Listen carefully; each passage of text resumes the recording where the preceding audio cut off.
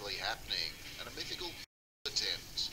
Ed Blakely is a former Washington insider now living in Sydney, Australia. My name's Sean Britton from the radio station 2SER.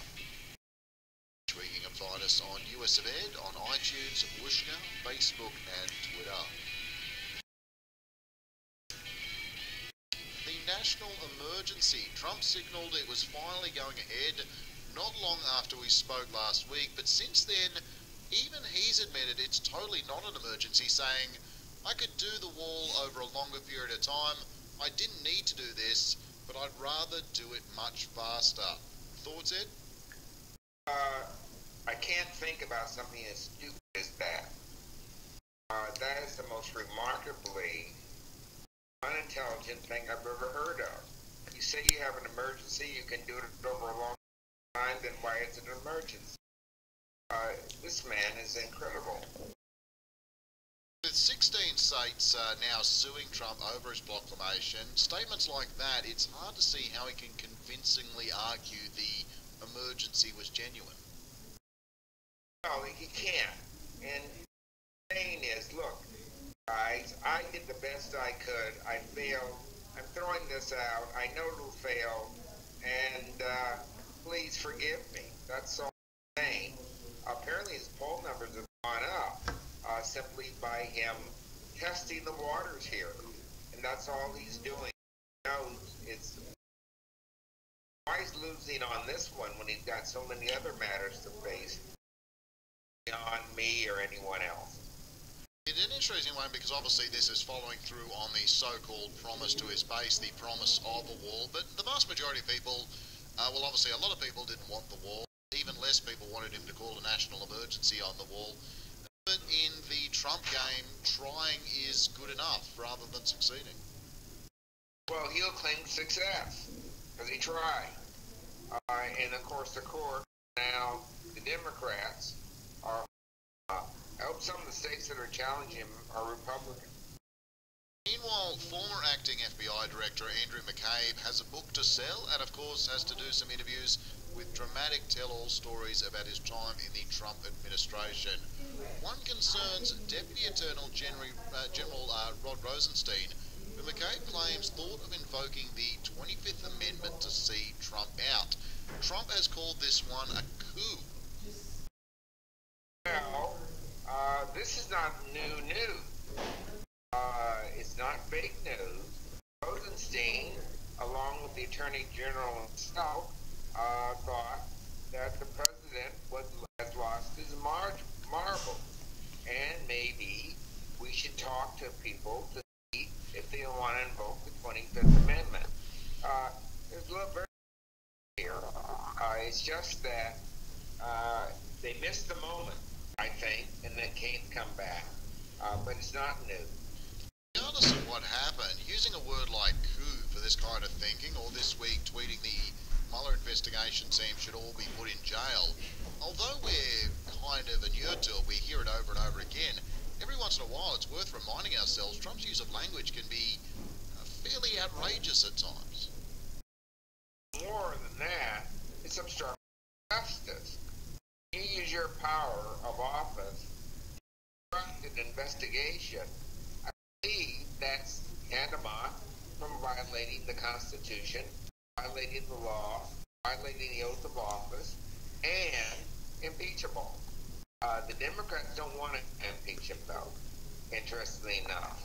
Maybe some Republicans do, to save themselves the embarrassment of what will happen when a real election comes along. Another report, we're hearing the Justice Department could receive it as early as next week, but it's unclear how much of the report Attorney General William Barr will make public. Are we waiting on tenterhooks, Ed? Oh, no. I think there's still some more work done here. He still hasn't proven what the connection is between leaks and the campaign. Roger Stone seems to me to be a very weak connection, and Stone's lies are so many you don't know where the truth is. Unless Mueller has some clear link between Stone and the campaign, I think, interestingly enough, the president may get off. That doesn't mean his campaign will. And his campaign, the people who've been involved in all this mess, particularly Manafort, seem to be facing long-term jail time.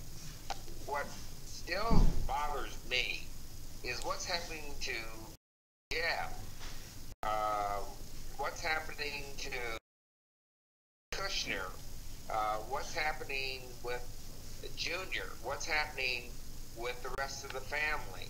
It's unclear to me what's happening with the principal actors in all of this. I'm not satisfied thus far with where this investigation is.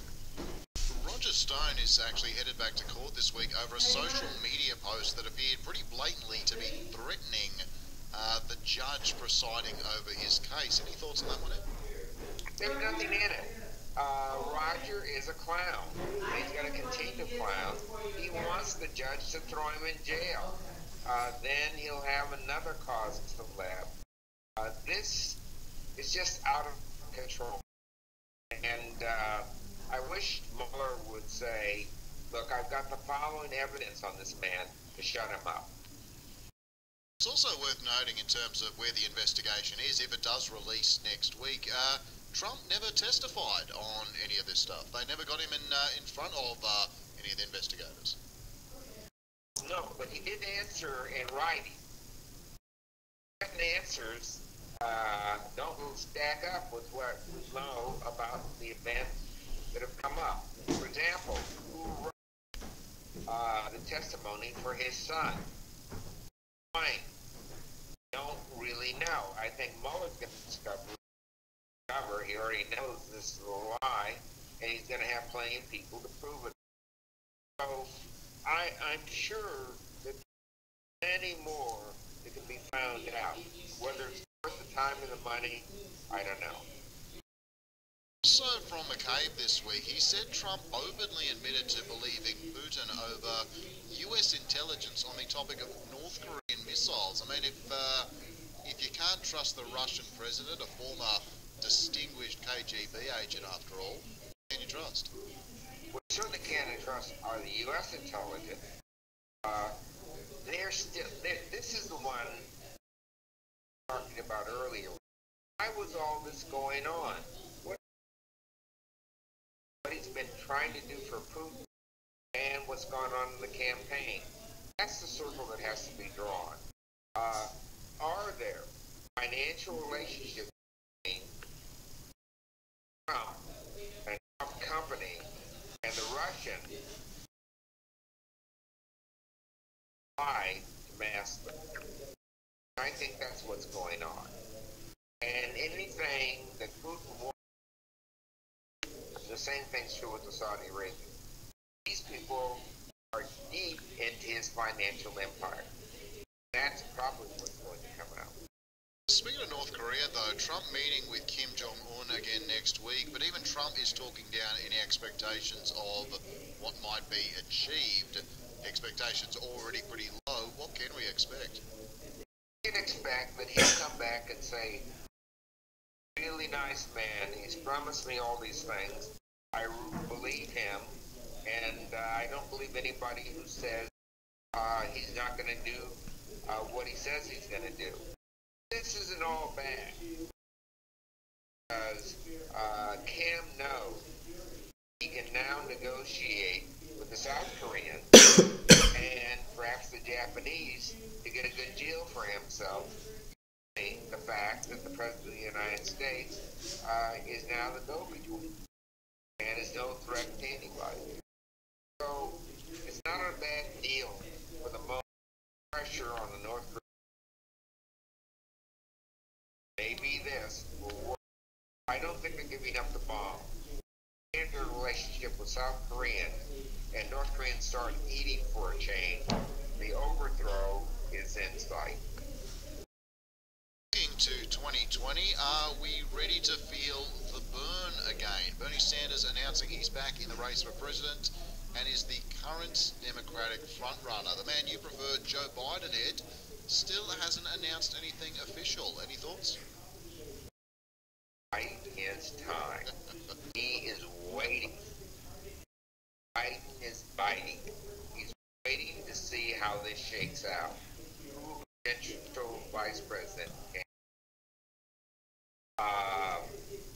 I'm not sure why Bernie's in at this point. If we need to keep his message alive, I'm just not sure why he's in, because he didn't even announce with much or anticipation.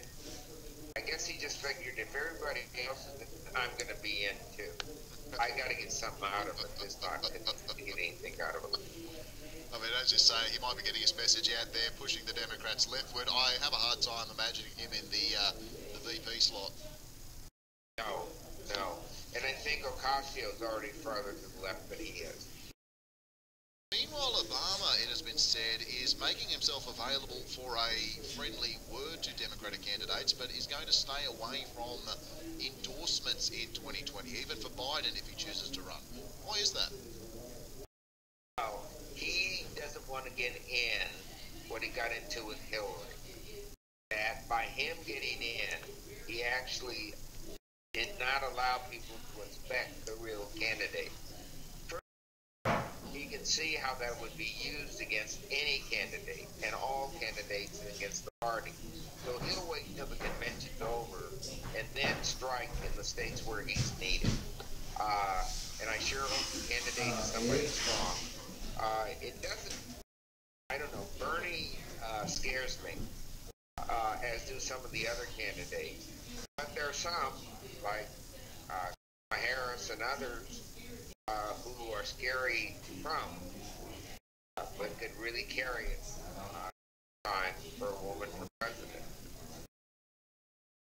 This event is produced in the studios of 2SCR in Sydney. Help support the work we do by going to 2scr.com/supports.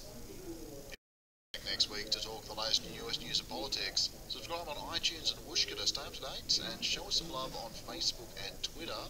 And